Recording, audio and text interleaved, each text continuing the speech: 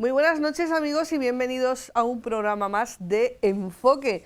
De plena actualidad, la reforma de las pensiones, que hoy también ha sido objeto de discusión en esa moción de censura que se desarrolla desde hoy y hasta mañana miércoles. Teníamos que hablar en Enfoque de pensiones desde una perspectiva académica, política, investigadora, pero también tendríamos que hablar de empleo, porque no puedes plantear cualquier escenario de pensiones si no está sentado en un mercado laboral, en unas tasas de empleo adecuadas. Así que estos dos elementos intrínsecamente relacionados van a centrar el programa de hoy, que comienza, como siempre, con este vídeo.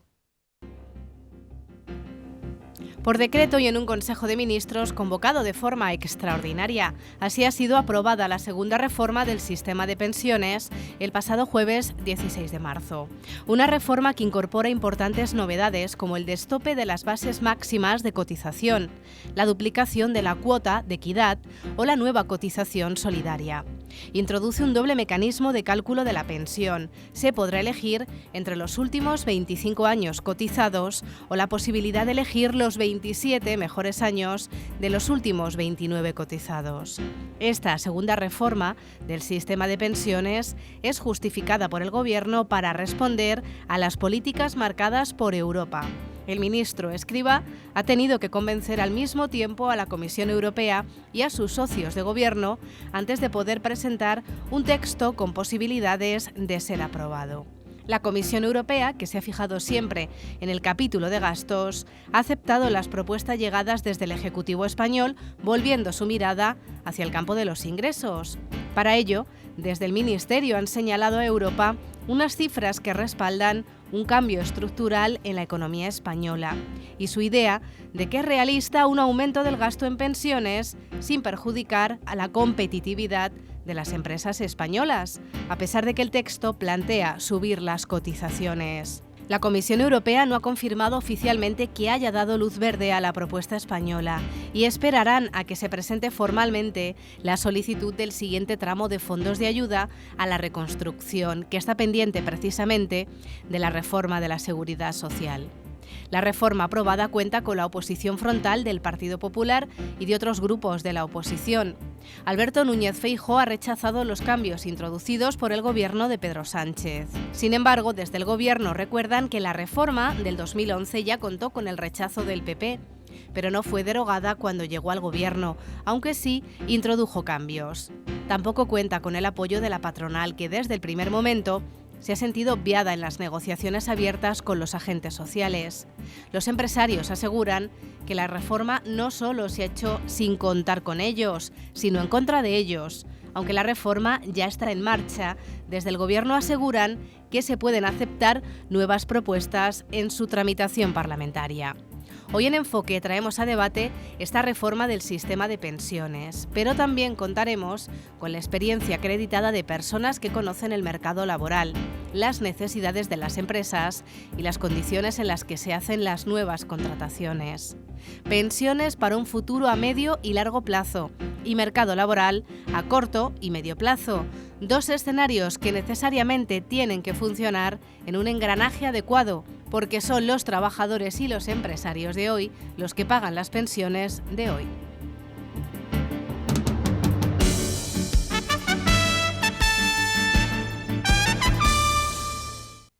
Bueno, pues estamos ya de vuelta, no lo he dicho al principio, pero hay que pedir disculpas por mi voz y por mi garganta.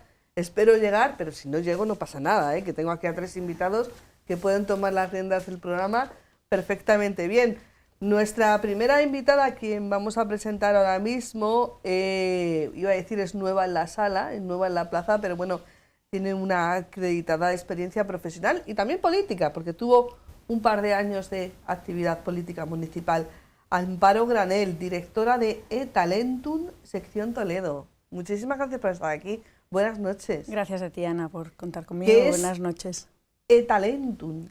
Pues eTalentum Selección es una empresa que se dedica a captar talento, a buscar a los mejores profesionales para las empresas. Las empresas nos demandan las necesidades que tienen de incorporación a sus proyectos, y nosotros salimos al mercado laboral a buscar normalmente perfiles intermedios, directivos o muy especializados para poder poner en contacto a esas empresas con necesidades y a ese talento que está en la calle buscando. Fíjate que cuando a mí me contaba Fátima que había una empresa de estas características aquí en Toledo, yo me lo imaginaba esto para grandes capitales, un Madrid, un Barcelona. Yo no sé si Toledo da de sí para... Sí, porque bueno, vosotros lo que sois headhunters, ¿no? Es que en español suena muy mal, lo de Suena cazatalento suena muy muy feo. mal, pero no, efectivamente, en Toledo claro que tiene su sentido. Al final, parte del espíritu de nuestra empresa es estar lo más cerca posible del tejido empresarial, que es quien tiene la necesidad, y de los candidatos que localmente quieren buscar oportunidades. Entonces, conocer, hay empresas como la nuestra de selección que están en Madrid o que están en Barcelona, o Sevilla, Valencia, y desde allí se desplazan a otras ciudades o a otras provincias a hacer procesos de selección. Yo creo que una parte importante de nuestros procesos es conocer el mundo en el que te estás moviendo, el mercado en el que te estás moviendo. Es verdad que no se contrata igual en Toledo que en Bilbao, o que en Sevilla, o que en Madrid o Barcelona, y entonces eso es importante, tener ese conocimiento es importante para poder aportar tanto a los empresarios en su búsqueda como a los candidatos en la oferta de posibilidades de empleo. Bueno, la parte práctica, la parte del conocimiento del mercado laboral de los trabajadores, la va a poner Amparo. Iba a decir ahora una bromita, ¿algún pensionista en la sala? De momento no, ¿verdad? No. ¿Algún autónomo? Sí, ¿no? Algún autónomo sí. Profesor de Economía Aplicada y Políticas Europeas de la Universidad de Castilla-La Mancha, José Ignacio González. Buenas noches. Buenas noches, Ana. ¿A Europa hay que darle las gracias o decirle que la culpa de todo esto embolado que tenemos con las pensiones es suya? No, hay que darle las gracias. Afortunadamente, hay que darle las gracias, ¿no? sí. Siempre. Yo debo reconocer que me fío más de la Unión Europea que de muchos de nuestros políticos. Sí, yo creo que impone un punto de tranquilidad, digamos, de limpieza. Es decir, porque no nos olvidemos que en España gran parte de las decisiones que toman no están pensadas tanto en el bien del país o lo que necesita el país, sino en intereses electorales, en intereses políticos. Entonces todo ese ruido, toda esa distorsión desde Europa pues se filtra bastante y se elimina. Bueno, luego profundizaremos hasta qué punto Europa ha influido en esta reforma de las pensiones, la segunda. Y Fátima Guadamillas, profesora de Internacionalización, Innovación y Transformación Digital de la Universidad de Castilla-La Mancha. Por una vez lo he dicho bien, ¿no? Esos son más bien los temas de investigación. Como profesora, o sea que tampoco. Como profesora de dirección de empresas, hasta ahí. ¿Cuántas veces, Fátima Guadamillas, en este ámbito, en este escenario y en otros, has pedido una reforma de las pensiones y una reforma de la administración? Pero bueno, vamos a quedarnos. ¿Esta es la reforma que tú querías? No es que yo quisiera un tipo de reforma concreta, pero las voces, digamos, más informadas que hablaban de cómo, empezando por el gobernador del Banco de España, por Europa, etcétera, que hablaban de la reforma de las pensiones que necesitamos, no era esta. Esta reforma se ha hecho por un motivo y tiene una consecuencia práctica que era imprescindible, que es que lleguen los fondos europeos. Europa ha aprobado esta reforma de las pensiones y sin ella no llegarían los fondos europeos. Ahora, el problema a medio y a largo plazo no lo soluciona, más bien al contrario, lo agrava. O sea que sí, pero no. Había que hacer una reforma de las pensiones, pero para que llegaran los fondos europeos, como he dicho. Pero las cosas que se han hecho, si quieres ahora entramos más en profundidad. Primero, empezó antes de la reforma de las pensiones con la subida del 8,5% a todos los pensionistas. Ahora que se está valorando si el bono eléctrico lo tienen que tener todas las familias independientemente de su renta, bueno, pues no se dialogó, no se analizó si hay que subir el 8,5% a los pensionistas independientemente de su nivel de pensión, que hay muchas diferencias entre las pensiones altas y las bajas. Eso fue lo primero, donde fue el gobernador del Banco de España, el Pepito Grillo, que dijo más claramente que era lo contrario a lo que había que hacer para controlar la inflación. Pero luego en esta subida de las pensiones pues se han hecho varias cosas como la subida de las cotizaciones, quitar el techo de cotizaciones, o sea, las cotizaciones, a medida que suban las cotizaciones va a dificultar la creación de empleo. Se ha hecho cosas que van directamente contra lo que sería un pacto de renta, la subida de las cuotas de autónomos. La subida de los cuotas de autónomos, hay informes especializados como el de FDA que dice que el efecto neto va a ser negativo. O sea, en vez de cotizar más por la subida, el efecto neto por la desaparición de autónomos, que es un problema bastante importante en la economía, va a ser negativo. Entonces, lo que estamos haciendo es trasladar, digamos, una subida de las pensiones que no nos podemos permitir y que no era necesario en todos los niveles, esa ya es mi opinión, trasladarlo a las rentas y, por tanto, pues al coste de las empresas y, por tanto, a dificultar la creación de empleo. Entonces, de momento, ¿llegan los fondos europeos con esto? Sí, pero el efecto en el PIB, ahora que también lo podemos explicar un poco más, pues va a ser muy complicado. Cada vez vamos a necesitar más porcentaje del PIB para pagar las pensiones y no se van a poder hacer otras cosas. Ha dicho que sí. Pues Ignacio. Bueno, Europa mira, más que las consideraciones de tipo político, mira la viabilidad de la reforma. De hecho, Europa está revisando el tema de los ingresos. Ya habiendo cuantificado los gastos, lo que hay que cuantificar es si realmente las reformas presuntamente estructurales, que yo tampoco estoy de acuerdo con ese término, que ha realizado la economía española, nos garantizan el nivel de ingresos suficientes que permitan la viabilidad a medio y largo plazo de este sistema.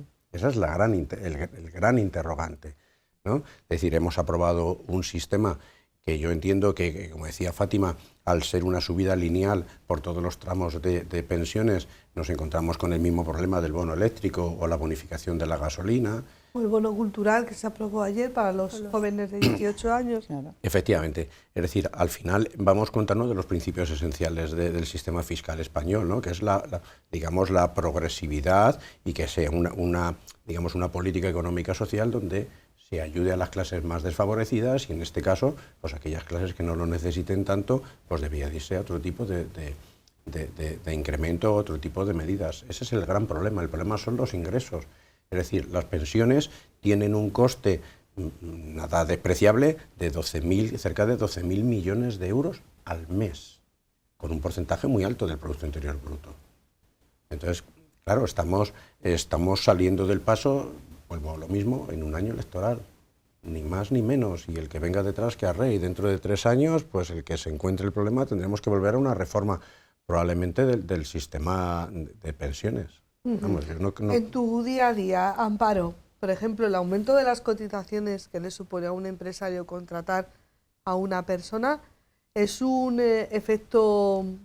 elemento límite a la hora de decir contrato o no contrato? Sí, además la sensación, como dicen Fátima y José Ignacio, es que quizá no es el mejor momento, después de los últimos meses que se están viviendo, para meter a más de lo que llevamos. Sí. Llevamos un año con una inflación desbocada que afecta a los costes empresariales, la materia prima ha estado cara, la energía ha estado cara, todo eso va mermando los recursos limitados de las empresas. Ha habido una subida del salario mínimo interprofesional que también afecta a la capacidad de pago de las empresas, y ahora llega este incremento de las cotizaciones que al final va a tener efectos, yo creo que muy directos. Una de dos: o se va a contratar menos, porque los recursos son limitados, entonces o se contrata menos, o se paga menos por lo que se contrata, o, en el mejor de los casos, los empresarios lo que van a hacer es trasladar todo ese incremento de costes, el que pueda contratar y el que pueda seguir pagando salarios como los que se están pagando ahora mismo, al final terminará traspasando ese incremento de costes al producto o al servicio final, que somos todos. O sea, al final lo vamos a pagar entre todos. Entonces, quizá no es el momento, aparte de porque necesitábamos que llegaran los fondos europeos, no era el momento estructural en el que la economía española necesitaba una reforma de este tipo que nos va a afectar a todos directamente. ¿Se podía haber hecho de otra manera y aún haciéndolo de otra manera haber tenido el beneplácito de Europa? Yo creo que sí, lo que se ha hecho es el camino fácil. Europa dice... Claro, el camino fácil, y además que da un buen titular, claro, que se destopa las pensiones, o sea, Cotizaciones. Las cotizaciones más altas, hasta ahora había un tope, por mucho que tú ganaras, tú no pagabas, me parece que se quedaba en un 52, un 58, y con lo que se gana por ahí se suple el incremento de ingresos. Claro, eso son unas proyecciones económicas que no sé hasta qué punto son acertadas o no, y si se pueden hacer, porque claro, que la gente que tiene esos altísimos sueldos no son la mayoría. Y por mucho que se destope las cotizaciones, si no son la mayoría, al final el montón no será tan grande. Yo es que lo explico así, Amparo, un poco así. Es como se entiende. Entonces, yo creo que, bueno, que ahí luego está todo lo que es el marketing político, las estrategias de comunicación, que hay determinados elementos que enganchan muy bien con la sociedad, ¿no? Destopar las cotizaciones, que los que más ganen, más paguen y todo eso, pero hay que tener también un punto de realismo. ¿Se podría haber hecho de otra manera? Claro, lo que se ha hecho, como decía, es el camino fácil. Europa dice, ha subido un 8,5 las pensiones, esto no cuadra. Claro. Y entonces el gobierno dice, pues muy fácil, subo las cotizaciones, subo las cuotas de los autónomos y como en teoría, que eso está por ver, voy a ingresar más, ya me cuadra. La salida de dinero con el gasto. ¿Qué pasa? Que no se evalúa, Europa ha dicho, vale, pues ya está, me pones aquí unas previsiones de ingresos con una subida de las cotizaciones y ya está. Pero no se evalúa la sostenibilidad de eso en varios aspectos. Como digo, el efecto neto para algunos organismos de la subida de la cuota de autónomos va a ser negativo. O sea, en vez de recaudar más... Habrá autónomos que digan, hasta que muchos Es que van en relación con lo que decía, hay otra opción para los empresarios y para los trabajadores, que es que estamos fomentando la economía sumergida. Claro. Estamos fomentando la economía sumergida. Es decir, antes que hablábamos del mercado de trabajo, yo tengo conocidos en la hostelería que dicen que uno de los modelos o de las soluciones, por ejemplo, para gente joven, como puede ser mis hijas que están estudiando, pues son los trabajos a tiempo parcial. Bueno, pues, y muchas veces en la hostelería, tú vas a un país como Estados Unidos y te encuentras mucha gente joven. Pues tenía todos los problemas del mundo porque nadie estaba dispuesto a trabajar, digamos, con cotización oficial, porque perdían ayudas, perdían becas, Y entonces, ¿qué pasa? Que estás obligando a muchos empresarios o a no tener personal para atender su negocio o a tener que correr el riesgo de tenerlos en economía sumergida. Es decir, al final esto es una paradoja, pero tenemos un país oficialmente con 3 millones y pico de personas que buscando trabajo no encuentran trabajo, y en la hostelería, antes lo hablábamos, en la hostelería, en el sector del transporte, las ciencias de la salud, resulta que hay un déficit estructural de personas para trabajar. Esto es una paradoja que debería reflexionar. Y si se puede hacer de otra manera y Europa es consciente de ello, ¿por qué Europa dice que sí a esta reforma? Porque de alguna manera entonces... Pues porque Europa quiere dar los fondos europeos y reactivar la economía, y porque Europa está evaluando a todos los países de aquí al año que viene, no está mirando la sostenibilidad a largo plazo. La sostenibilidad de las pensiones tiene que estar basada en la creación de empleo. Claro. Y empleo en la medida de lo posible de calidad, porque lo que no puedes cargar es a los 1.000 euristas o los 1.500 euristas con unas cotizaciones que permitan pagar pensiones de ese dinero o de más, con la pirámide de población que tenemos también. Es que son muchos pensionistas, es que está prevista, ¿hay algún informe del gobierno que esté previsto cómo se van a pagar las jubilaciones de los baby boomers o el que venga después? Que esa es nuestra generación. Sí. Bueno, pero ya no la nuestra, sino los que le quedan a lo mejor 5 años para jubilarse, que son un montón. ¿Está previsto cómo se va a pagar eso? Entonces, para que sea sostenible, mira la creación de empleo que estás haciendo. Y si no, lo que no puedes hacer es todo intentar cuadrarlo por el lado de los ingresos. Mira el lado de los gastos. Mira el lado de reducir, a lo mejor, o de no es que las pensiones indexadas al IPC, a lo mejor no nos lo podemos permitir.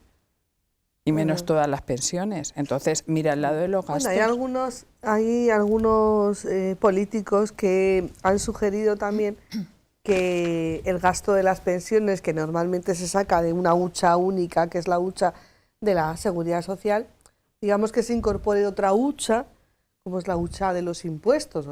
Vamos a ver, en Román Paladino, que se cree un nuevo impuesto para pagar pensiones, pero al final estamos volviendo a lo mismo. Pero ¿no? es que el IRPF ya es altísimo. Si tú quitas más, detraes más de lo que se paga del IRPF y de sociedades, que son los impuestos de los que puede más fácilmente manejar el gobierno, lo dedicas a las pensiones, muy bien. ¿Y qué otro gasto vas a prescindir? Es que además, Ana, ya de los fondos, de los presupuestos generales del Estado, lo que se llama esa famosa, el Fondo de Reserva de la Seguridad Social, que es la hucha de las pensiones, ya se dota todos los años.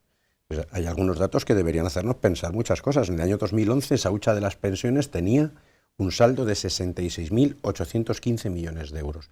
A fecha de hoy tiene 2.150.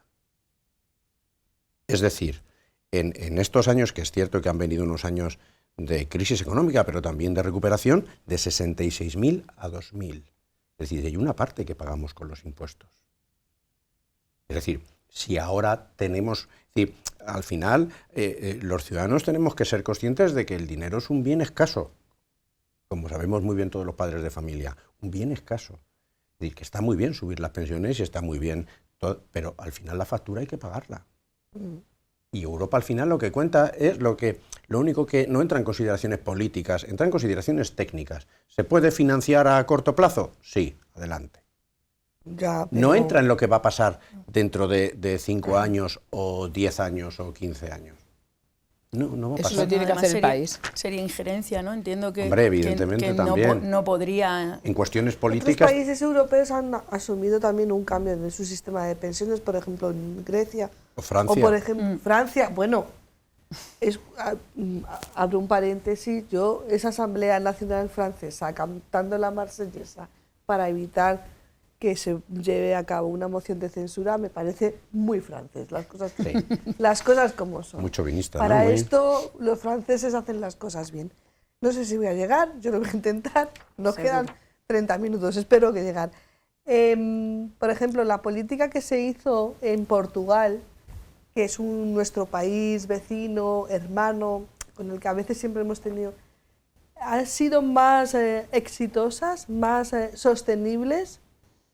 Pues sí, yo creo que es que la magnitud del problema en Portugal es más pequeño, quiero decir, de las pensiones.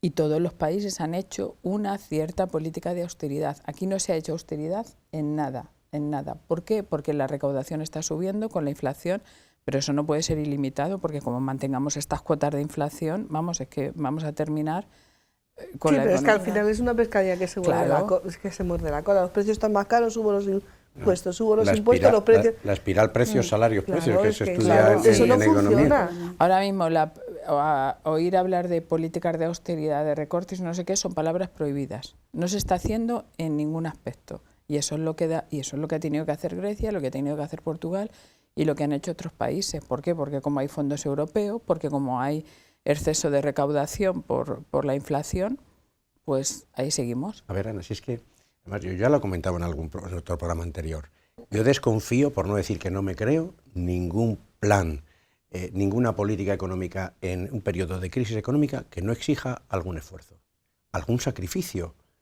Es decir, fíjate, nos están vendiendo una política económica en un periodo de incertidumbres y de crisis económica en lo que todos son gasto, gasto, gasto y gasto. Esto es como si una familia, cuando el padre tiene problemas en el trabajo, en vez de ahorrar y a buscar un motivo precaución en la gestión de sus recursos, pues se dedica a gastar.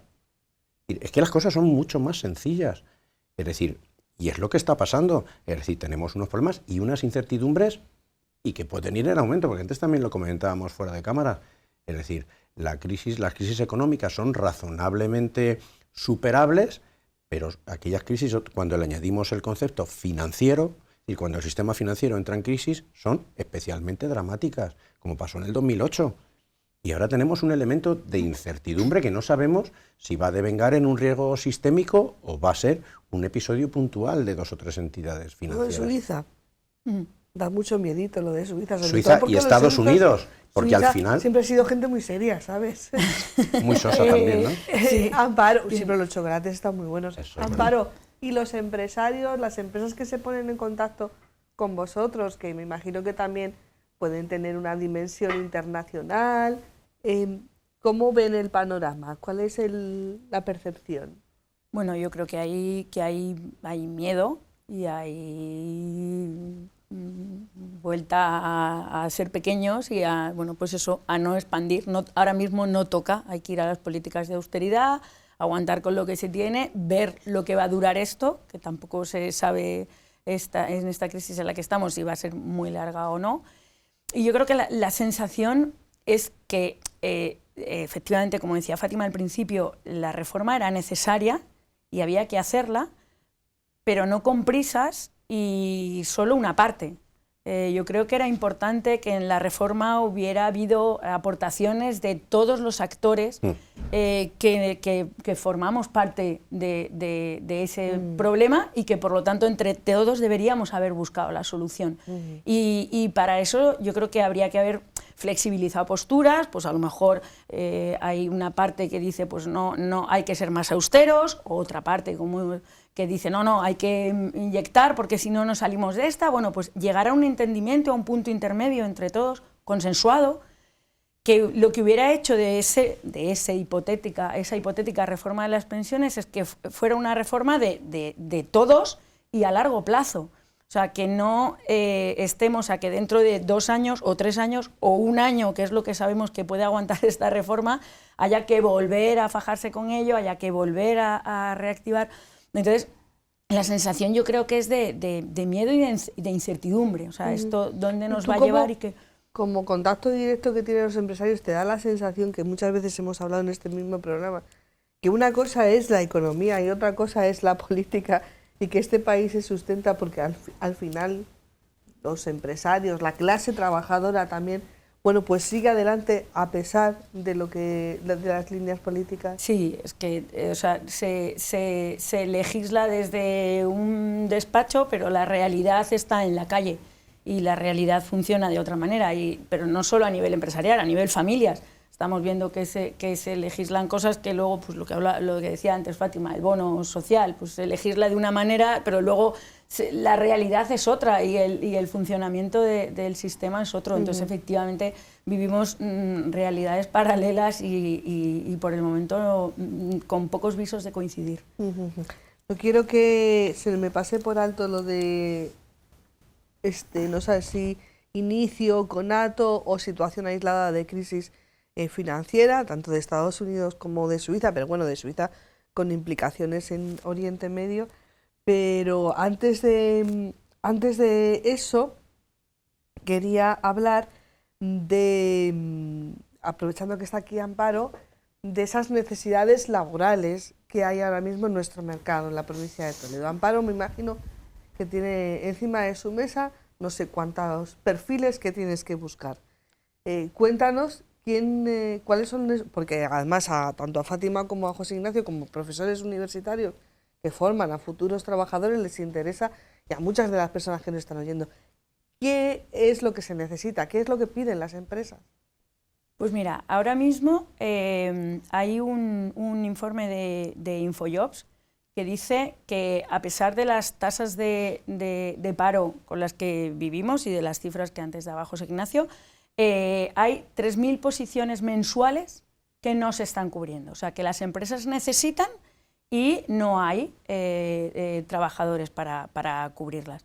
Dentro de esos perfiles, yo creo que tenemos 2 directamente vinculados con la pandemia y la pospandemia, que sería todo lo que tiene que ver con la transformación digital de las empresas. Al final, la transformación digital llevaba un ritmo y de repente hubo que dar un salto de años para que las empresas se adapten a la realidad actual y todo lo que tiene que ver con esa transformación digital, todos esos puestos, no tenemos suficientes, no están, los grados no están ofreciendo suficientes profesionales al mercado como para cubrir ese déficit. ¿Son ingenieros? Son ingenieros, son perfiles de IT, son perfiles de marketing digital, son todo lo que tiene que ver con la transformación digital del mundo empresarial.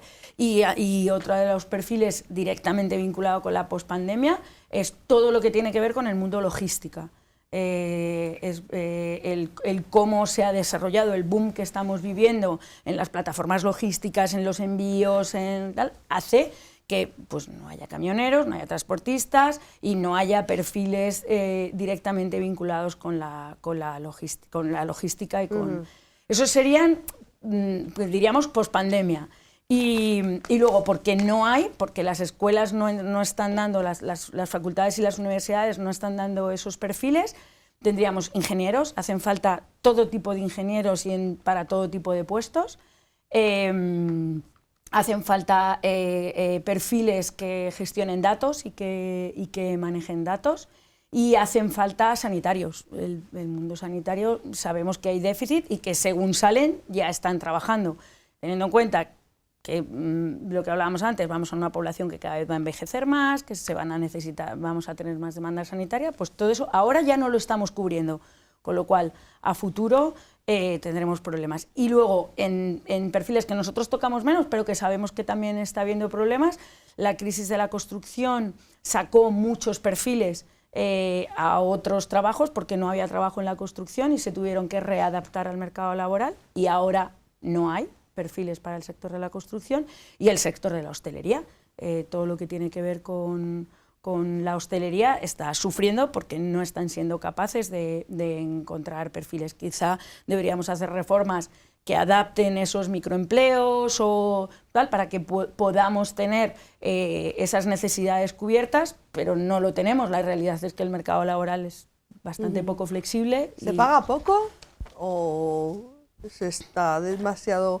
se es poco elástico en las contrataciones? Por ejemplo, en el ámbito de la hostelería, en una ciudad como Toledo también, que vive de la hostelería. Claro, hay poca, lo comentaba antes José Ignacio, hay poca elasticidad. Es muy difícil tener un contrato a tiempo parcial en la hostelería, y uno de los motivos es el tema también de las cotizaciones. Es que lo que no puede ser es que cualquier incremento del gasto lo pague siempre lo mismo, si los mismos son los sueldos, porque al final además el mercado es global.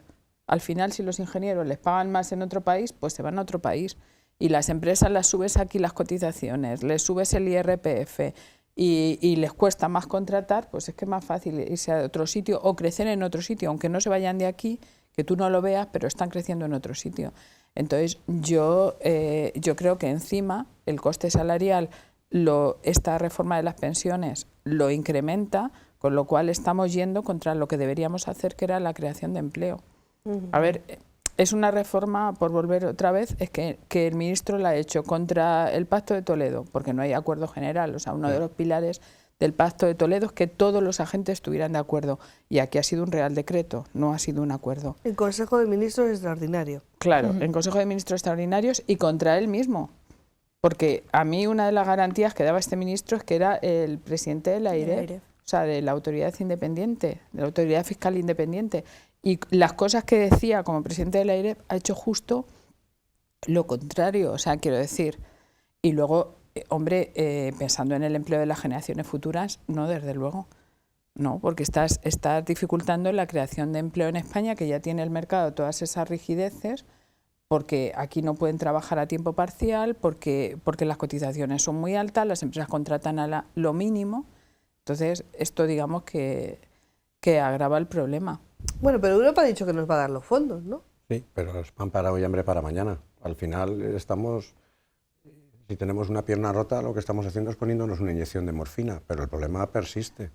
Y al final España tiene una rigidez en el mercado laboral que es un lastre para la creación de empleo y para el progreso de la economía. El que no seamos capaces de eso, de compatibilizar un trabajo a tiempo parcial con una parte de prestación de subsidio por desempleo o con una beca o con algún otro tipo de ayudas, lo que hace es desincentivar la búsqueda de empleo. Es decir, seguimos teniendo un problema estructural que nos queremos poner la venda, hasta el punto de que hace muy poco, no sé si fue el secretario general de UGT o de Comisiones Obreras, ya retomaba o lanzaba un globo sonda de que aquellos trabajadores que rechazaran varios puestos de trabajo. Es que a mí me parece eso tan evidente, y recordemos que esto ya se planteó hace muchos años con el gobierno de José María Aznar y se convocó una huelga general. Pero ojo, eso estaría bien si el SEPE, con perdón, fuera eficaz. Claro, quiero decir, si fuera ágil buscando empleos y empleos que tengan que ver con tu categoría. Quiero decir, es que ese es el otro tema, es decir, que funcionara bien, Amparo, si el SEPE que funcionara ágilmente. Si funcionara bien, tú no tendrías trabajo, ¿no? Sí, hombre, si funcionara perfectamente no haría falta que nosotros estuviéramos. Efectivamente, nosotros estamos porque hay un déficit en el sistema que hay que cubrir, hay una necesidad que no se hace, pero que efectivamente hay puestos, yo a lo mejor hay puestos a los que no llego y el SEPE debería llegar, o sea, debería tener una oferta y debería ser súper ágil. Estas son las ofertas a diario, o sea, vivimos en un mundo digitalizado, o sea, es que cualquiera puede entrar, consultar, ver y que eso sirva para dinamizar, que es una de las palabras que no tiene nuestro mercado de trabajo. Nuestro mercado de trabajo no es flexible y no es dinámico, entonces necesitamos, como decía antes, que por todos los medios, los empresarios, los trabajadores, las administraciones, todo el mundo haga que ese mercado fluya. Ana, formar un ingeniero o un médico debe de costar a todos, en la educación pública, entre 50 y 60.000 euros. Sí. ¿Qué pasa? Que se la estamos votando a países como Alemania, como Australia, como tal, que no tienen nada más que hacer una oferta y los médicos, los ingenieros, los enfermeros se van en masa hacia esos países. Claro, es decir, hay cosas que no podemos hacer la de la avestruz. Es decir, no podemos negar que existe un problema. Eso es evidente, porque al final hay muchos médicos de países extranjeros que vienen a España y a mí me consta que llegando a España tienen trabajo. Le diré que un médico tiene trabajo, no en las condiciones probablemente ni económicas ni a lo mejor de desarrollo del puesto de trabajo, pero hay trabajo. Pero el problema es que Alemania está llena de médicos y de ingenieros españoles. ¿Por qué se van, Amparo? Pues lo ha explicado muy bien José Ignacio, porque hay otro sitio en el que les pagan más. No podemos ponerles puertas al campo. El mundo ya es mundo. Y nuestros jóvenes salen y buscan, salen además de sus carreras con 23 años, de sus grados con sus 23 años. Normalmente no tienen ataduras. ¿Y dónde van? Y con una mentalidad muy distinta de la que teníamos nosotros, ¿verdad, Fátima? Yo creo que eso lo hacen muy bien. Ojo, que eso no es malo, salir no es malo. No es malo si aquí tuviéramos excedente, en hablando igualdad de personas, o sea, si aquí estuviéramos en igualdad de condiciones económicas, laborales. El problema es que aquí empresarialmente no podemos estar en igualdad de condiciones, porque la presión es tal que es que no se puede hacer más esfuerzo, y la presión es tal, y parece que no se acaba, que sigue habiendo presión. Entonces, al final, pues en mercados más flexibles, en mercados en los que hay más estabilidad, pues nuestros jóvenes encuentran oportunidades que nosotros no podemos darles. Y a partir de ahí, pues cuando salen, hacen así, miran y dicen, allí. ¿Volverán o no? No lo sabemos, pero es una pena que después de lo que nos cuesta formarlos, de la inversión que se hace, que es otro gasto que tenemos, que va vía impuestos, y que salen personas preparadas que nos las están contratando fuera de España, las dejemos ir sin más, porque aquí no les estamos ofreciendo lo que... Ojo que habéis empleado ya en estos últimos minutos la palabra mercado flexible, flexibilizar las condiciones laborales. Siempre que se utiliza este adjetivo, flexible, se asemeja a precariedad, las condiciones de vida de los trabajadores. Es un axioma que está ahí. Pero estarás conmigo en que está ahí en la opinión pública. Es una interpretación maliciosa. Si tú buscas flexibilidad en el diccionario de la Real Académica, define la flexibilidad como capacidad para adaptarse a una nueva situación. No habla de despido libre, despido barato, no. Habla de la flexibilidad para adaptarse a un nuevo escenario. Es decir, y el escenario que tenemos hoy en día es totalmente distinto al que teníamos hace 20 años, porque la economía es una ciencia social que se basa en el comportamiento humano, y nuestro comportamiento, yo cuando me licencié, pues no se me pasaba por la cabeza como una opción tan inminente irme a trabajar a Alemania. O yo tengo una hija de 18 años que antes lo comentaba, que está estudiando veterinaria y que se quiere ir a Australia, y conociendo a mi hija se irá a Australia, y porque no hay... es decir, al final tienen esa mentalidad de Magallanes que probablemente no teníamos nosotros. Y entonces, flexibilidad es adaptarse a una nueva situación, que hoy en día pasa, pues por eso, por permitir que los jóvenes cobren una beca y trabajen a tiempo parcial, por canalizar adecuadamente los fijos discontinuos, también por compatibilizar a lo mejor una parte de trabajo pensionado, conseguir incorporados al mercado laboral. Es decir, ese tipo de situaciones híbridas o mixtas que nuestros abuelos no tenían. O estabas jubilado, o estabas trabajando, o estabas en el paro. Y ahora todas esas barreras se han difuminado muchísimo y nos tenemos que adaptar, porque si no el mercado nos expulsa. Y es lo que está haciendo el mercado alemán, por ejemplo, nos está expulsando porque nos está robando uno de los mayores capitales que tiene nuestro país, que son los médicos, los ingenieros. Fátima.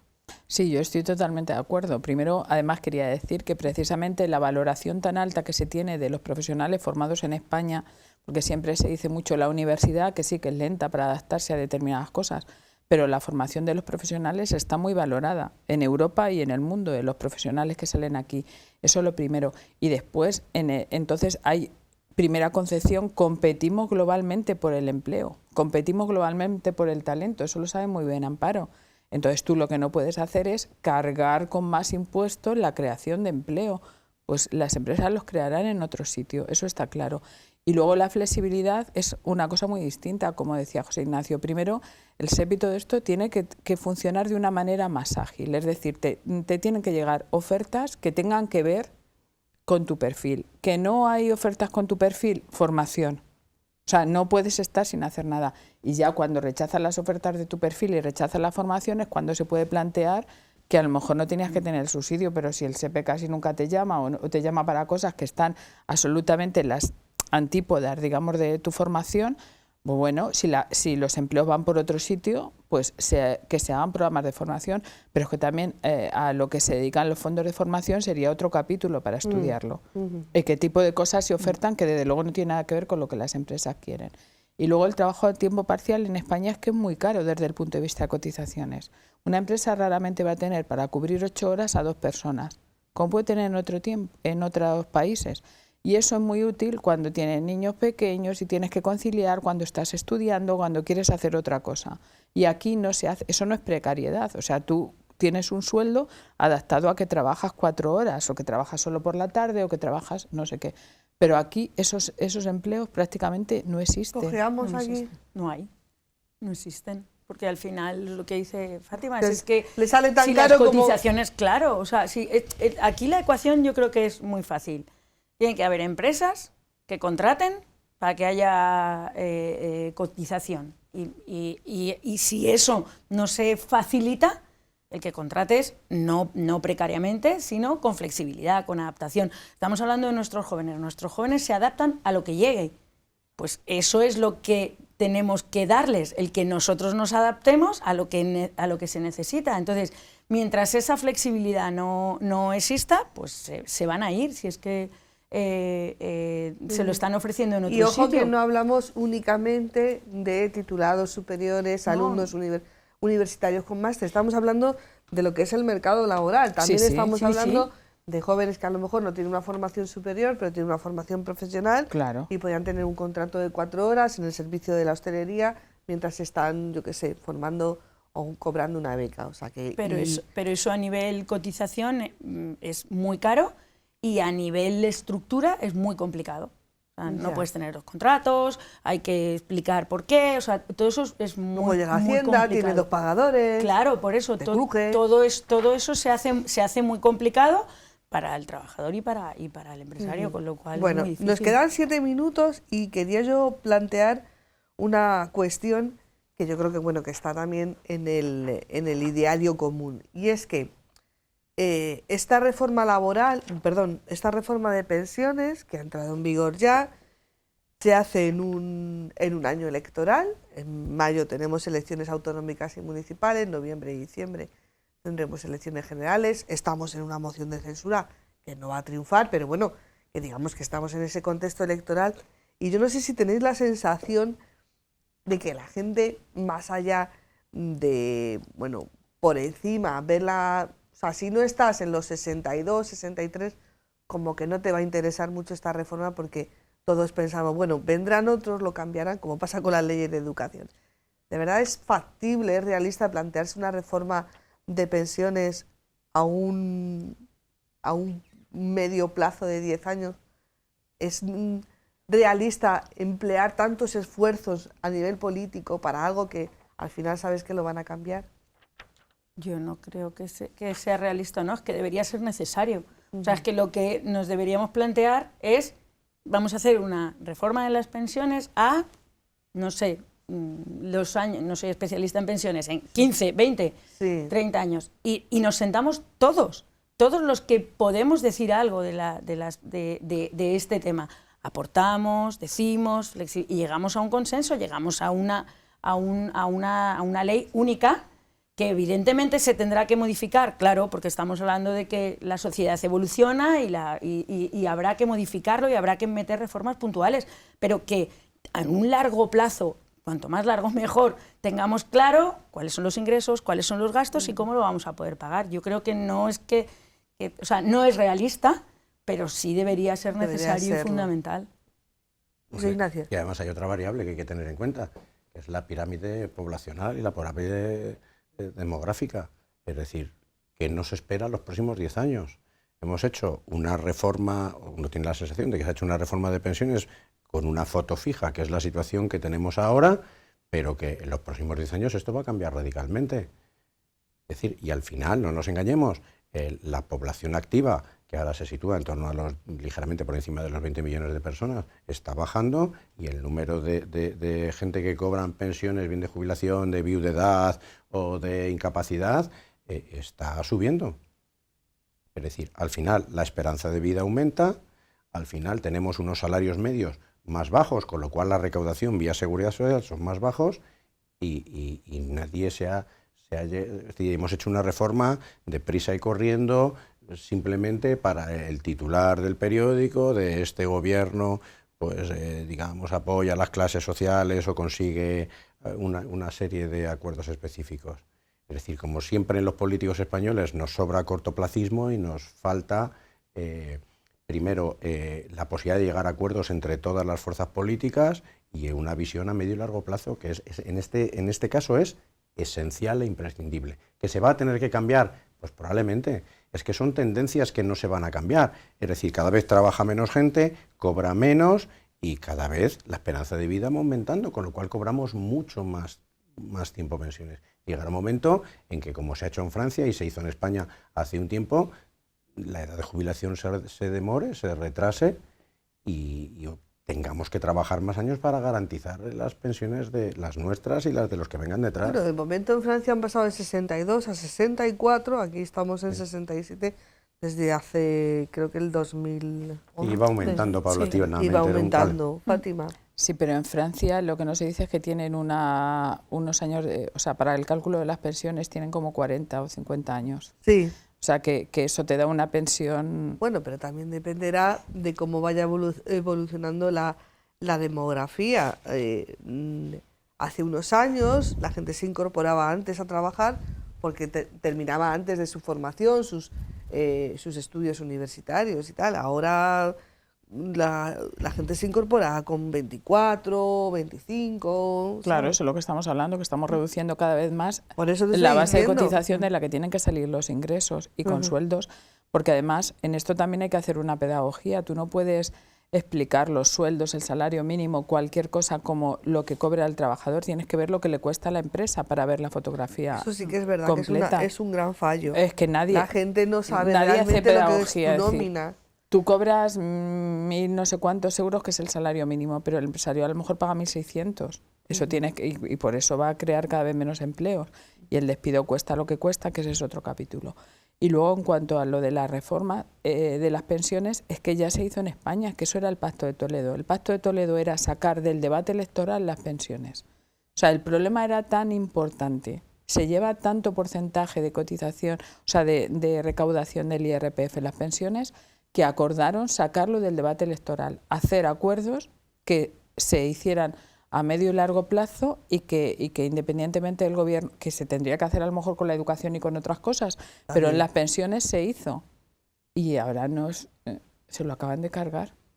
Es decir, ya como no lo hemos hecho con ese acuerdo, pues ya lo previsible es que el gobierno que viene lo tenga que cambiar, pero lo va a tener que cambiar porque no van a salir los números. Bueno, en la rueda de prensa de presentación de esta reforma, que fue el jueves pasado, ya el ministro Escrivá dejó caer que, bueno, que por ejemplo el Partido Popular se había opuesto a la anterior reforma y luego no la derogó cuando llegó al gobierno. O sea que, bueno, pero sí que es verdad que en esencia es que las pensiones están en el debate político y están en el debate electoral. Las pensiones, y eso ya incumple lo que es la primera base del Pacto de Toledo. Y luego las pensiones indexadas con una inflación alta, es que una cosa es tener las pensiones indexadas al IPC cuando tienes un 1 y pico, y cuando tienes un 8,5. ¿Cuántos años vamos a poder aguantar eso?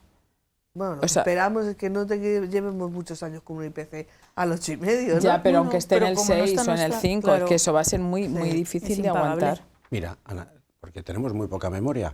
La inflación, nos guste o no, ha venido para quedarse, y ese rango, ese escenario con un 1 y pico % de inflación y unos intereses al 0%, eso pues, oye, estuvo muy bien, pero está lejos. Y la gente no se acuerda cómo estábamos en los años antes de acceder a la Unión Económica y Monetaria con una inflación del 6 y 7%, lo que nos costó bajar al 3%. Costó años, costó cambiar la estrategia de política monetaria, costó cambiar al gobernador del Banco de España. Es decir, es que esto tiene su misterio. Con parchecitos como bajar el IVA de la leche o del pan o el tema de la gasolina, no conseguimos atajar los verdaderos motivos que han devengado en esta inflación. Y no hay nada más que mirar un dato que yo recomiendo a todos los espectadores que tengan simplemente, que es la inflación subyacente, que es el elemento esencial que nos dice cuáles son las expectativas y las tendencias de inflación. Y sigue al alza. Y sigue al alza. Y luego podemos poner parches, porque uno puede ponerse una inyección de morfina, puede tomarse un Halocatil, puede tomarse un ibuprofeno, pero al final el problema está ahí. Y entonces nos esperan unos cuantos años con una inflación pues que se irá moderando o no. Me ha visto malita el profesor que me ha dicho lo del ibuprofeno. En tu caso mejor paracetamol, yo creo, ¿no? Muy rápidamente, porque estamos ya fuera de tiempo, pero aprovechando que estáis aquí, tanto José Ignacio como Fátima, nueva crisis financiera, ¿vamos a esperar? Yo en esto soy un poco más optimista, o sea, quiero decir, el banco que ha caído en Estados Unidos, el Silicon Valley Bank, no es el Lehman Brothers, es un banco más pequeño que yo creo que el sistema puede absorberlo. El banco que ha caído en Suiza, que llevaba mucho tiempo, el Credit Suisse, llevamos por más de un año hablando del Credit Suisse, parece que lo han reabsorbido. Entonces yo creo que una debacle, y creo que además los bancos, como en el 2008, están un poco más preparados, y sobre todo en España, yo creo, en esto soy optimista, creo que los bancos están un poco más saneados para aguantar, para los famosos test de estrés, es decir, que tengan algo de insolvencia. Yo en este caso espero acertar que no se va a producir una crisis general y que no va a haber una locura por retirar los depósitos ni una quiebra de bancos. Creo que va a haber unas pérdidas, que ya les está viendo en algunos mercados, pero se va a reabsorber. No veo una debacle, no espero una debacle. No, parece ser que no hay lo que se llama el efecto dominó o riesgo sistémico.